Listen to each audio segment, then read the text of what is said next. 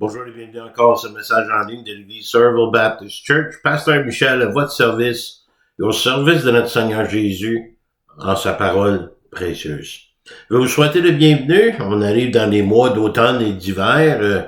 Je ne veux pas vous décourager. J'espère que vous êtes prêts pour la saison. Et que lorsqu'on voit les saisons passer, on sait que ça vient de Dieu. Il a créé les saisons. Il y a les saisons de température, mais il y a les saisons de la vie aussi. Et ça aussi, il l'a créé. Je vous remercie de votre présence aujourd'hui. Juste une citation avant d'aller dans la prière. Notre confiance en Dieu est notre motivation pour persévérer dans la foi. Prions. Seigneur Jésus, merci encore une fois pour tes bienfaits. Merci pour ta parole qui est ta sagesse. Merci pour le Saint-Esprit qui habite en nous par l'entremise de Jésus-Christ, qui est notre Sauveur et Seigneur, qui peut nous convaincre, nous guider, nous instruire dans ta sagesse qui est ta parole. Je prie pour chacun et chacune qui sont à l'écoute, Seigneur. Je te remercie pour le privilège de pouvoir faire ceci et que chacun soit béni. On te remercie, on élève le nom de Jésus-Christ et au bon nom de Jésus-Christ, nous prions, nous te remercions. Amen. Le message aujourd'hui, c'est dans Hébreux 11, versets 17 à 22, la foi des patriarches. Avec une reconnaissance particulière dans notre introduction pour ceux qui nous ont précédés, ceux qui ont servi le Seigneur dans le ministère et tous les croyants à travers les âges. Et je remercie le Seigneur pour l'histoire, pour notre héritage. On a eu 2 jours de visite tour guidé ici à l'église, samedi et dimanche, le 7 et le 8, qu'est-ce qu'on appelle les journées héritage religieuses. Et dimanche dernier, nous avons eu 2 visiteurs en particulier. J'étais avec Danny Bousquet, un membre de l'église ici. On avait oublié d'ouvrir la porte en avant, porte ouverte, pas de porte débarrée. C'est pas trop bon. Puis à la dernière minute, ils les ont rentrés dans l'église et nous avons reçu ces 2 visiteurs de joie de très bon temps. Et en leur faisant visiter l'église, en donnant quelques informations historiques, on leur a montré les archives, les photos sur le mur, les photos de différents pasteurs qui ont servi, et même quelques histoires. Et tout cela que j'ai expliqué comme étant la fidélité de Dieu. Et comment l'Église de Somerville s'engage à partager la parole de Dieu, la Bible, et le message de l'Évangile de Jésus-Christ. Le mari m'a expliqué comment que les francophones avaient besoin de renouer avec Dieu, et intéressant, en insistant sur le fait que cela devait se faire à travers le Christ. Un petit indice qu'il connaissait le Seigneur. Il partageait son inquiétude concernant les églises qui étaient fermées, y compris leur église catholique de Dodswell. Ensuite, ils ont voulu voir le baptistère. Et j'ai expliqué le baptême d'adulte, la nouvelle de naissance, j'ai expliqué l'Évangile tout au long. Et quand nous avons quitté le baptistère, lorsque nous sommes sortis, l'homme a déclaré qu'il avait été baptisé dans l'Esprit. À ça que j'ai rajouté, baptisé même sans eau. Drôle comment ça a sorti. Je les ai invités à consulter les messages sur YouTube et pour entendre ce que nous enseignons ici, et même de visiter le site web de l'Église. Je les ai invités à venir un bon dimanche matin, et ils ont mentionné à quel point ils pensaient que c'était fantastique que les anglophones et les francophones viennent ensemble à l'Église. Mais pourquoi ces 2 visiteurs? Pourquoi étaient-ils si intéressés? Je sais que le Seigneur les a envoyés, et je prie qu'ils puissent connaître Jésus-Christ sur une base personnelle si c'est pas déjà fait. Mais en me préparant pour le message de cette semaine, j'ai commencé à réfléchir en pensant à certains versets bibliques qui me sont venus à l'esprit. Et j'ai décidé de les partager pour l'introduction d'aujourd'hui, parce qu'on parle de l'Évangile, on parle de génération après génération de croyants, le remnant de croyants que Dieu a toujours gardé pour lui-même. Et je veux vous partager ça. Vous allez peut-être trouver que l'introduction est aussi longue que le message aujourd'hui. Mais tout cela pour dire, le Seigneur œuvre dans le cœur de ceux qui le cherchent, mais il travaille aussi dans le cœur de ceux qui veulent le partager. Il y a une déclaration assurante qu'on a vue dès le début d'Hébreux. J'aimerais retourner là, dans Hébreux 11:6. Or, sans la foi, il est impossible de lui, Dieu, être agréable. car il faut que celui qui s'approche de Dieu croit que Dieu existe et qu'il est le rémunérateur de ceux qui le cherchent. De simplement croire en Dieu, de reconnaître qu'il existe, n'est que le début. Mais pour ceux qui cherchent Dieu, pour le connaître, il les récompense pour leurs efforts. Ensuite, il leur donne le désir d'avoir la foi salvatrice en acceptant l'œuvre du Christ à la croix comme leur rédemption, à travers d'une relation personnelle avec Dieu lui-même. Pierre nous dit dans 1 Pierre 3,15, « Mais sanctifiez vos cœurs, dans vos cœurs, Christ le Seigneur, étant toujours prêt à vous défendre avec douceur et respect, devant quiconque vous demande raison de l'espérance qui est en vous. » De sanctifier le Seigneur dans nos cœurs, c'est de le mettre à part pour qu'il soit notre Seigneur personnel, notre Sauveur personnel, et de l'adorer, de le servir en conséquence.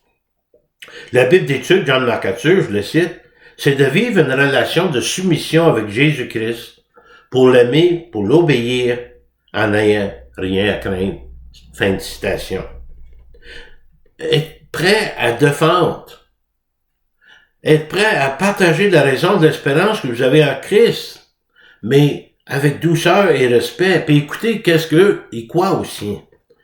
Mais soyez prêts à partager et expliquer ce que Christ a fait pour vous, en utilisant sa parole pour appuyer ce que vous dites. Pourquoi? Romains 10, 17. Ainsi, la foi vient de ce qu'on entend, et ce qu'on entend vient de la parole de Dieu. Vous pourriez penser que vos paroles n'auront aucun effet, mais rappelez-vous que si vous partagez la parole de Dieu, elle est puissante et efficace en elle-même. La parole de Dieu ne retournera pas à Dieu sans avoir fait son effet, soit d'attirer les gens à lui, ou soit les éloigner de lui. Mais le peuple de Dieu partage la parole de Dieu, apporte un évangile d'espérance dans un monde désespéré, une personne à la fois. Verset 18, Romains 10. Mais je dis, n'ont-ils pas entendu? Au contraire, leur voix est allée par toute la terre, et leur parole jusqu'aux extrémités du monde. Depuis, Christ a donné la commission aux apôtres de propager l'Évangile. Nous avons des générations et des générations qui ont resté fidèles à l'appel et à la commission. De la même manière, nous avons reçu le message de l'Évangile, le message de la foi salvatrice à travers la parole de Dieu. Nous avons également reçu un héritage de foi, nos patriarches de foi, de la part de ceux qui ont servi le Seigneur avant nous, les croyants qui sont passés avant nous, ce qui est la preuve indéniable de la fidélité de Dieu à travers les années. On doit les honorer et de remercier Dieu pour eux. Ici, à Cochire, nous avons eu André et Léona Roberge. André aujourd'hui qui est avec le Seigneur. Léona, qu'on a le privilège d'avoir avec nous ici à l'Assemblée. On fait du travail pour le Seigneur avec dévouement. Merci Seigneur pour eux. Aussi, Jean Flao, qui est maintenant avec le Seigneur, était l'un des pionniers du mouvement évangélique chez les francophones ici au Québec. Avec son épouse Charline, qui est encore vivante, qui est censée devenir nous voir dimanche matin. Annette et moi, on les a connus à l'eau vive à Sherbrooke, notre première église. Jean qui est décédé, mais Charline, qui a écrit un livre qui s'intitule « Ne crains rien ». Donc, j'ai reçu une copie de Francine Roy cette semaine, la semaine passée. C'était inattendu. J'ai regardé, puis c'était un livre à Charline. Le lundi ensuite, j'ai reçu un téléphone comme de quoi qu'elle viendrait visiter le 15, ici à l'église de Saurville. Mais dans son livre, j'ai lu un petit passage qui m'a encouragé. Dans les années 60, ils ont œuvré à Saint-Jean d'Iberville. Voilà un aperçu de leur expérience, le récit de ça que cela, ça coûtait à une personne d'accepter Christ comme sauveur, côté social. Accompagné de leur fardeau d'âme et le découragement du ministère. Je vais citer un passage qu'elle a écrit. À Saint-Jean, nous ne vîmes qu'une ou deux âmes venir au Seigneur chaque année. Moi, je trouve que c'est bon. Tant travailler, tant semer, répandre la parole avec tant d'ardeur, pour récolter seulement une ou deux âmes par année, c'était un travail épuisant. Mais, par la grâce de Dieu, nous avons persévéré. Dans son récit, Ne crains rien, Charline Flao. Et vous savez, il y a tellement d'histoires où Dieu, à travers le temps, a œuvré à travers des croyants dévoués. Il y a des exemples de fois qui nous ont été donnés pour notre instruction, pour nous encourager dans notre propre marche avec le Seigneur.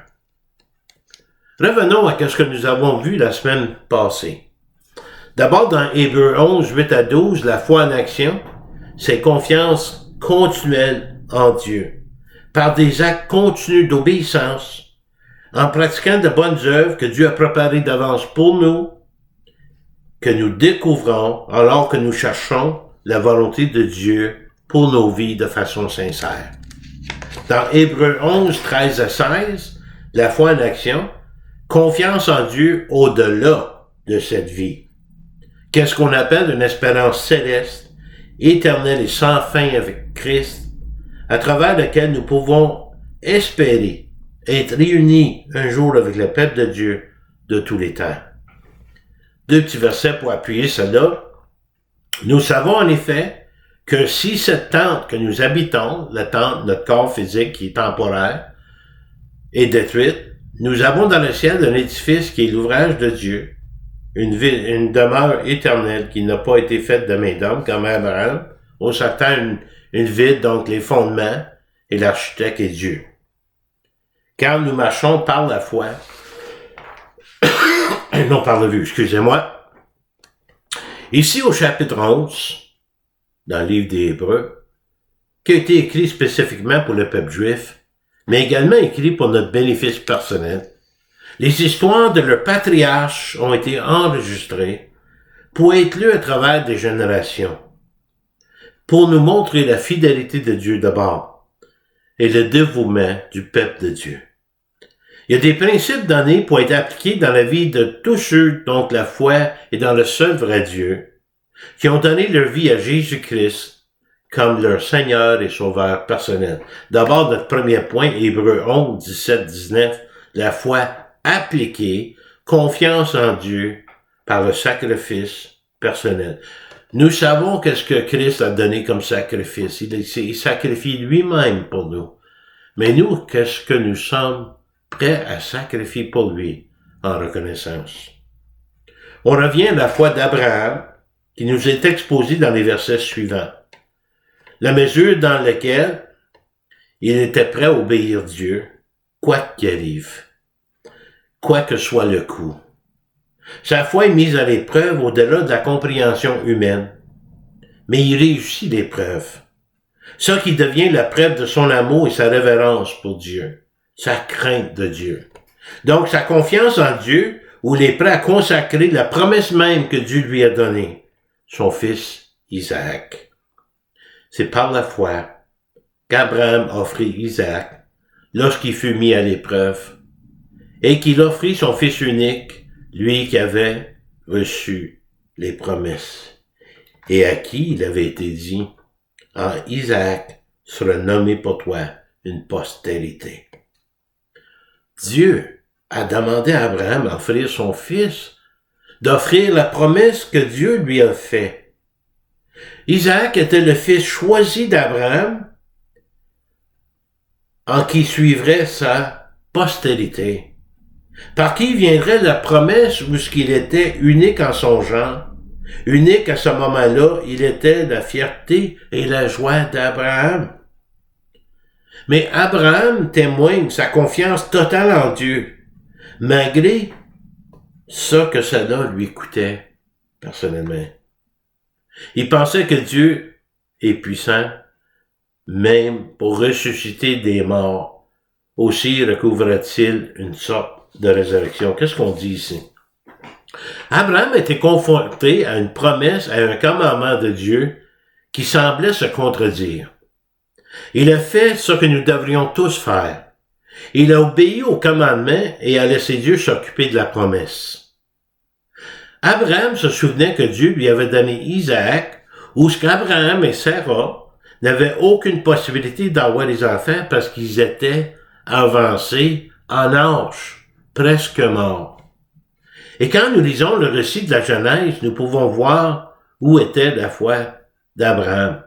Abraham croyait que s'il devait offrir son fils en sacrifice vivant pour le tuer comme une offrande, que Dieu pouvait le ressusciter des morts, comme il l'a fait venir d'Abraham et Sarah qui étaient presque morts. Lisons maintenant dans Genèse chapitre 22 quelques versets.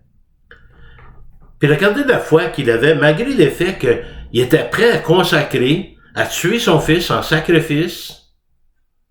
Il a dit quelques paroles ici et là qui nous montrent que sa foi était en Dieu. Et Abraham dit à ses serviteurs, ceux qui l'ont accompagné, « Restez ici avec l'âne, moi et le jeune homme, nous irons jusque-là pour adorer et nous reviendrons auprès de vous. » Un peu prophétique. Il annonce que le jeune homme va revenir. Est-ce qu'il va avoir été sacrifié, tué, et qu'il va revenir à la vie? On le sait. Imaginez les émotions à ce moment-là. Alors Isaac, parlant à Abraham, son fils, Isaac, son père dit, « Mon père? » Et il répondit, « Me voici, mon fils. » Isaac reprit, « Voici le feu et le bois, mais où est l'agneau pour l'holocauste? » Sans savoir que Isaac lui-même était censé d'être l'agneau pour l'holocauste. Mais regardez les paroles de foi d'Abraham au verset 8. Abraham répondit, « Mon fils, Dieu se pourvoira lui-même de l'agneau pour l'holocauste. » Encore prophétique. Et ils marchèrent tous les deux ensemble. C'est de beau de voir l'obéissance d'Abraham, mais aussi l'obéissance et l'amour pour son père qu'avait Isaac, la confiance qu'il faisait à son père. La foi d'Abraham dans la provision de Dieu. Que se passait-il dans son esprit? Pensez-vous qu'Abraham aurait pu prier et demander s'il n'y avait pas un autre moyen, comme Jésus a fait dans le jardin de Gethsémani? Abraham était prêt à faire ce que Dieu lui a demandé. Il arrive avec les couteaux. Il est prêt à tuer son fils en offrande. Alors que l'ange de l'Éternel l'appela des cieux et dit, « Abraham, Abraham. » Et il répondit, « Me voici. » L'ange du Seigneur parle au nom de Dieu, s'identifie à Dieu, exerce les responsabilités de Dieu. L'ange du Seigneur n'était pas un messager angélique par contre, mais Dieu lui-même. Il était la deuxième personne de la divinité, nul autre que Jésus-Christ, préincarné, avant qu'il soit venu comme homme ici sur terre. L'ordre, probablement au plus grand soulagement d'Abraham, l'ange dit, « N'avance pas ta main sur l'enfant, ne lui fais rien, car je sais maintenant que tu crains Dieu et que tu ne m'as pas refusé ton fils, ton unique. » Notez bien qu'il dit, « Tu m'as pas refusé, donc Dieu, ton fils, ton unique. » Parlez-moi de l'intervention dernière minute de Dieu. Il arrête Abraham. Ensuite, la provision de Dieu. Abraham leva les yeux et vit derrière lui un bélier retenu dans une buisson par les cornes. Abraham allait prendre le bélier et l'offrir en holocauste à la place de son fils. Abraham donna à ce lieu le nom de Jéhovah-Jireh. C'est pourquoi que l'on dit aujourd'hui à la montagne de l'Éternel, il sera prévu. Cette histoire nous aide à penser, à réfléchir sur la provision de Dieu pour nos péchés. sur la croix du Calvaire, sur le mont de Golgotha. Dieu, en effet, a sacrifié son Fils pour nous, jusqu'à la mort de la croix. Par la suite, avec Christ comme Sauveur et Seigneur, nous recevons la vie éternelle, le pardon des péchés, par la mort expiatoire de Christ. Quelle leçon! Pour nous, c'est de faire confiance en toutes choses, prêt à tout sacrifier personnellement, parfois de faire confiance à Dieu quand cela ne semble pas avoir du bon sens, au-delà de toute compréhension ou raisonnement humain, la pleine confiance en Christ. Et ça nous amène à la fois à appliquer la confiance en Dieu, le sacrifice personnel. Mais la foi appliquée, et quand la foi n'est pas juste une théorie pour quelque chose que je dis que j'ai la foi, mais un mode de vie. Quand notre foi est appliquée et mise en pratique. Notre foi se manifeste par notre confiance en Dieu. Notre sacrifice volontaire en reconnaissance où nous vivons pour la gloire de Dieu. C'est d'accepter le résultat final comme volonté et plan de Dieu, sachant que lui seul contrôle l'avenir. Notre foi appliquée, toute notre confiance en Dieu, même en faisant confiance à Dieu avec les gens que nous aimons le plus, sachant que nous ne serons pas toujours là pour eux, sachant qu'il les aime plus que nous le pouvons, et on lui fait confiance pour leur avenir. Vos enfants, les enfants de vos enfants, peut-être des connaissances, vous avez des grands amis. La foi appliquée, c'est confiance en Dieu pour le futur. Et nous voyons cela avec 3 grands hommes de foi qui sont sur le lit de mort ou proche de la mort, qui transmettent les bénédictions qu'ils ont reçues de Dieu à leur future génération, par laquelle ceux qui ont été choisis par Dieu pour porter le flambeau de la foi. C'est par la foi qu'Isaac bénit Jacob et Ésaü en vue des choses à venir, pour le futur. La foi d'Isaac était loin d'être parfaite. Notre foi est loin d'être parfaite. La foi d'Abraham et Sarah, loin d'être parfaite. Au début, Isaac avait pour la première fois l'intention de bénir Ésaü au lieu de Jacob. Il voulait le bénir parce que c'était son doigt d'ânesse, pour des raisons charnelles, c'était son fils favori. Son fils préféré. Humainement logique aussi, car il était le fils aîné. Mais rappelez-vous, Ésaü a renoncé à son propre doigt d'ânesse pour un repas. Encore une fois, il y a eu d'autres interférences humaines de la part de Rebecca, la mère, qui a personnellement favorisé Jacob, qui a manipulé la situation pour que Jacob reçoive la bénédiction. La bénédiction d'Isaac est une grande importance car c'est une bénédiction sur son lit de mort, par laquelle il communiquerait sa propre vie, sa force et son autorité. Toutes les promesses que Dieu a fait à Isaac, il voulait le transmettre à son fils. De prononcer quelqu'un comme bienheureux, de transmettre sa bénédiction. Mais le plan de Dieu était que Jacob reçoit la bénédiction. Et Dieu confirme qu'il donnera à Jacob la bénédiction d'Abraham. Ce qui signifie qu'il lui donnera le pays de Canaan, fera de lui une grande nation et bénira toutes les familles de la terre à travers de lui, jusqu'à nous. 11-21, c'est par la foi que Jacob, mourant, bénit chacun des fils de Joseph et qu'il adora, appuyé sur l'extrémité de son bâton.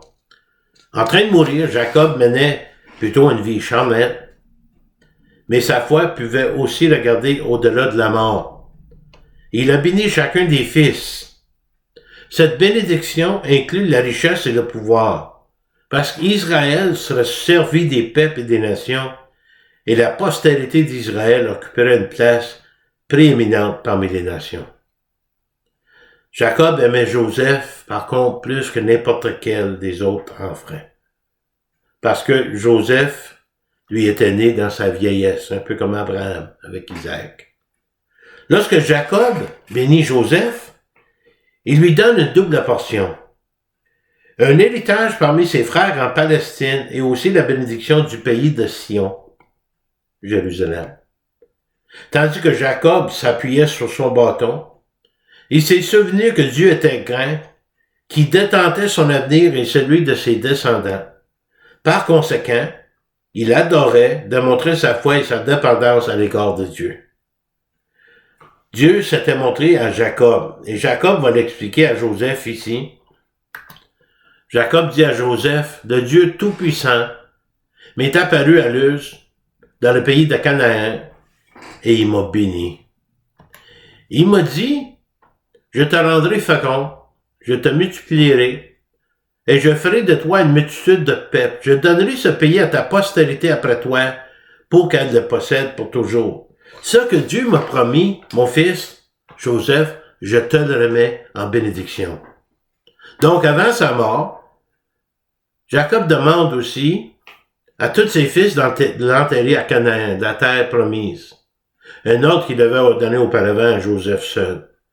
Malgré les succès remportés par les fils d'Égypte à travers de Joseph, qui était connu du Pharaon, Jacob savait que leur avenir n'était pas là.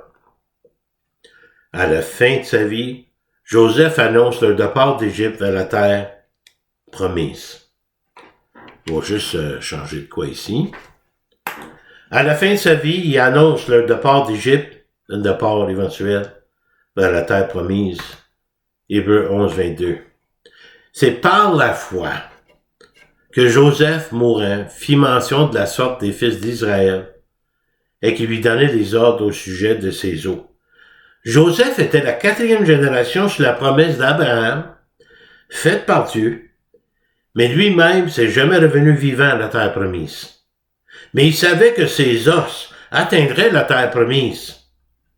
Il a été posé au-dessous de du sol, pendant environ 400 ans, jusqu'à qu'il soit ramené à Canaan. C'est un témoignage silencieux pendant toutes ces années qu'Israël retournerait à la terre promise, comme Dieu l'avait dit. Genèse 50, 24, Joseph dit à ses frères, « Je vais mourir. Mais Dieu vous visitera et il vous fera remonter de ce pays-ci et le pays qu'il a juré de donner à Abraham, Isaac et Jacob. Enfin, vous allez y arriver. » Mais encore là, les ossements de Joseph n'ont pas été enterrés dans la terre promise avant l'époque de Josué, 150 à 200 ans plus tard dans Josué 24, 32. Les ossements de Joseph ont été conservés en Égypte comme un rappel de la promesse de Dieu et un témoignage de la fidélité de Dieu, une inspiration pour le peuple, pour la royauté, la confiance et l'espérance en Dieu de leur part. Quelques questions. D'abord, la foi appliquée, c'est confiance en Dieu pour le futur. Pensez-vous que l'un de vos ancêtres a prié pour vous et les générations futures de la famille, sans même connaître ceux qui suivraient dans la foi? Ont-ils prié indirectement pour nous? Et l'autre question, prions-nous pour les générations futures, notre propre famille, pour les croyants qui vont nous suivre, qui vont prendre le flambeau de la foi?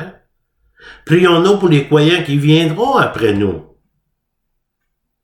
Et rappelez-vous, à cause de sa fidélité, Dieu a toujours eu un remnant de croyants, des hommes et des femmes fidèles dans la foi et de la foi. David Jeremiah a dit ceci, je le cite, « Chaque famille et une seule génération de ne pas connaître Dieu. » Fin de citation. Si on saute une génération à qui on n'enseigne pas notre foi, ils connaîtront pas Dieu. Impressionnant. La semaine prochaine, nous verrons la foi de Moïse, qui est bénéfique pour beaucoup, et les vainqueurs de la foi, ceux qui ont vécu avec foi et ceux qui sont morts dans la foi.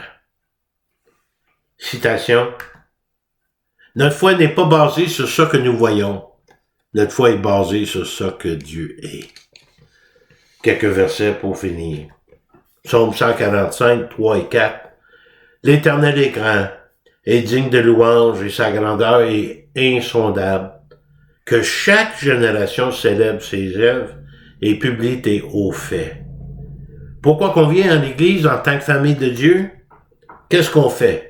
Entrer dans ses portes avec des louanges, dans ses parvis avec des cantiques, célébrez-le, bénissez son nom, car l'Éternel est bon, sa bonté dure toujours et sa fidélité de génération en génération. Prions. Mais Seigneur Jésus, merci pour tes bienfaits, merci pour tout ce que tu nous donnes chaque jour. Nous sommes témoins de ta fidélité, mais sommes-nous témoins fidèles à parler de toi? Seigneur, je prie pour ceux qui sont à l'écoute. S'il y a quelqu'un qui n'a jamais reçu Jésus comme sauveur et Seigneur personnel, par la conviction de ton Saint-Esprit, montre-leur leurs besoins. Le plus grand besoin des hommes, c'est de connaître Dieu créateur, Dieu sauveur. Et pour les autres, Seigneur, fortifie-nous dans notre foi, que ceux qui vont nous suivre nous trouvent fidèles, comme ceux qui nous ont précédés nous avons trouvés fidèles. Et Seigneur, à toi nous donne toute l'honneur, la gloire qui t'est due. Au nom précieux de Jésus. Amen.